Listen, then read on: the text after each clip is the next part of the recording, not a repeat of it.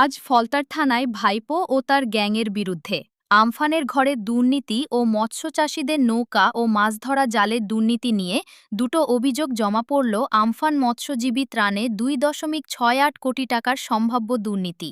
2020 সালের আমফান পরবর্তী সময়ে ফলতা ব্লকে মৎস্যজীবীদের জন্য 2.68 কোটি সরকারি ত্রাণ বরাদ্দ করা হয়।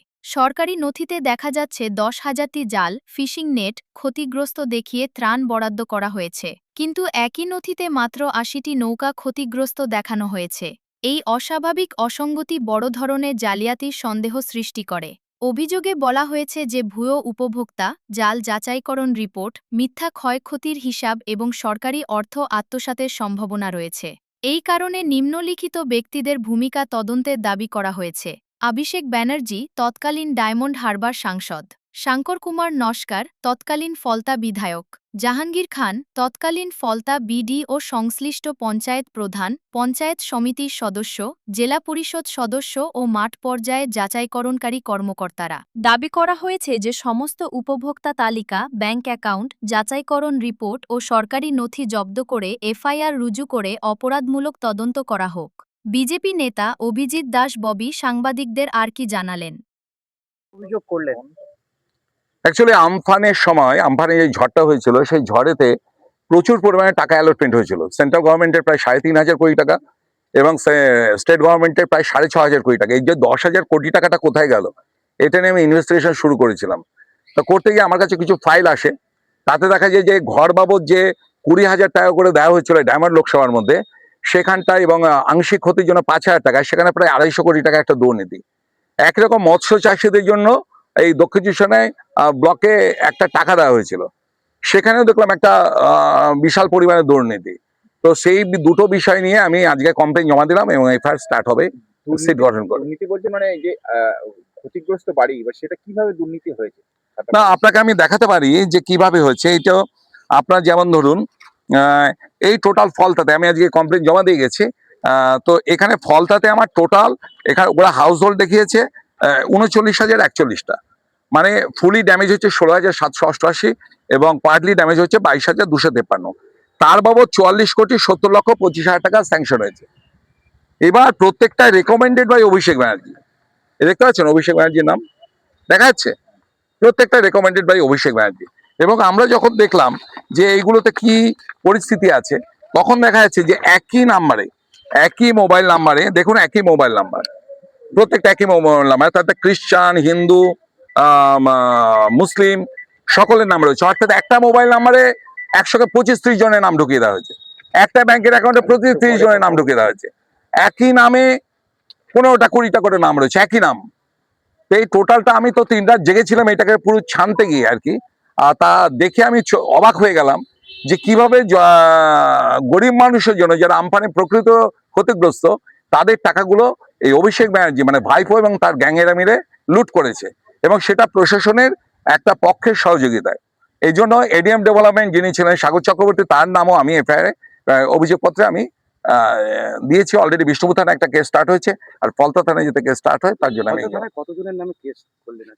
এখানে অ্যাকচুয়ালি কেস বলতে গেলে এখানে তো অভিষেকের তো নাম থাকছেই, এছাড়া কর্মদক্ষ ছিল জাহাঙ্গীর খান, জাহাঙ্গীর খানের নাম তো থাকছেই, এখানকার এমএলএ যিনি ছিলেন শঙ্কর নস্কর তার নাম রয়েছে, এছাড়া প্রত্যেক পঞ্চায়েত প্রধান, উপপ্রধান, পঞ্চায়েত সমিতির যারা রয়েছিলেন কর্মদক্ষ তারা, পঞ্চায়েত সমিতির সভাপতি, জেলা পরিষদের যে এখান থেকে রিপ্রেজেন্টেটিভ ফলতা থেকে যে 3 জন হয়েছে, যে কজন তারা, এবং BDO, SDO, ADM LR, ADM development, তাদের প্রত্যেকের নামই রয়েছে।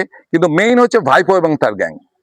বলছি এই টাকা মানে কত টাকা হবে ফলতা দেখে নিয়েছে, মানে দুর্নীতি হয়েছে বলছেন? দেখুন শুধু এই তো টাকার পরিমাণ তো বিভিন্ন, যেমন রাস্তার জন্য রয়েছে 3 লাখ টাকা করে প্রতিটা জায়গায় দেওয়া হয়েছিল, এর পরিমাণ হচ্ছে ধরুন 100 কোটি টাকা।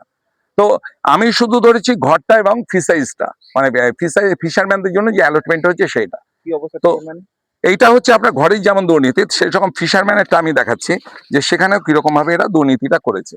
ফিশারম্যানে আপনার যে মেইন ক্ষতিগ্রস্ত হচ্ছে আপনার হচ্ছে এটা আপনার কাকদ্বীপ, নামখানা, সাগর, যেগুলো উপকূলবর্তী এগুলো ব্লকগুলো, সেখানে দেখা যাচ্ছে যে সাগরে মাত্র আপনার জাল যেটা নেট দেওয়া হচ্ছে 90টা, নামখানা যেখানে সব থেকে মৎস্য চাষী বেশি সেখানে মাত্র দেওয়া হচ্ছে 3,000টা, কাকদ্বীপে যেখানে রয়েছে মৎস্যচাষী সেখানে রয়েছে 814টা, আর আপনার ফলতাতে হচ্ছে 10,000 নাকি নেট দেওয়া হয়েছে। ওর মূল্য কত হবে? এই 10,000 মূল্যর নিয়ার অ্যাবাউট প্রায় আপনার 1 কোটি টাকার উপর তো হবেই। হ্যাঁ, প্রায় 10,80,00,000 টাকার মতন এখানটায় করা হয়েছে। মানে এবং সবচেয়ে বড় কথা যে 10,000 নেট দেওয়া হচ্ছে, অথচ নৌকা ড্যামেজ নৌকার পরিমাণ কত দেখানো হয়েছে? মাত্র 60+20, অর্থাৎ যারা ফুলি ড্যামেজ হচ্ছে তাদেরকে দেওয়া হচ্ছে 3 লক্ষ টাকা করে, আর যারা আংশিক হচ্ছে তাদেরকে 2 লক্ষ টাকা করে।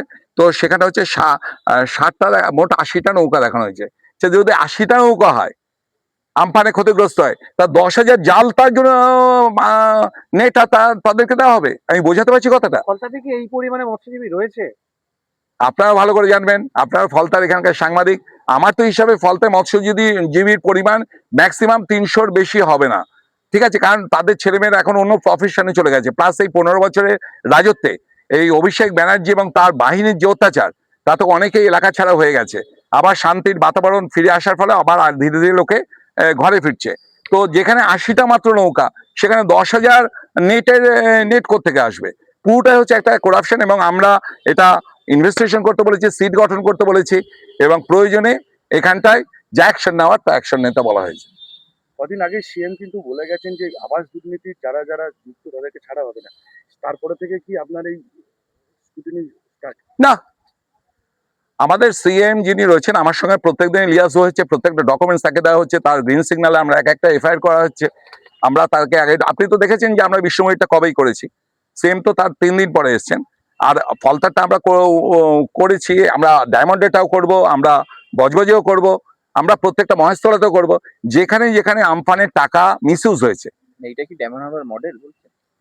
হ্যাঁ, এই দুর্নীতি তো ডায়মন্ড হারবার মডেল, এর মধ্যে তো কোনো আপনার সন্দেহের কোনো নেই।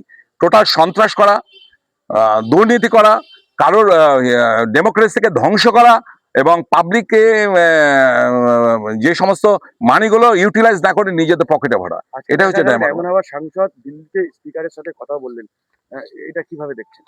ডায়মন্ডে ছাপা ভোটে জেতা সাংসদ। পরশুদিন ওর হাইকোর্টের এটা ছিল আমাদের 17 তারিখে। তো আমি ওই সময় হাইকোর্টেই ছিলাম। তো ওদের তো কেউ আসেনি, এবং জাজ বলে দিয়েছেন যে নেক্সট বারে যদি না আসে ও এক্সপায়ারি অর্ডার দিয়ে দেবেন। যাই হোক, যেটা হচ্ছে যে দিল্লিতে যাক যেখানে যাক, আমি এটা আশাবাদী যে ভাইপোর গ্যারেজ হয়ে যাবেই, নান ক্যান স্টপ ইট।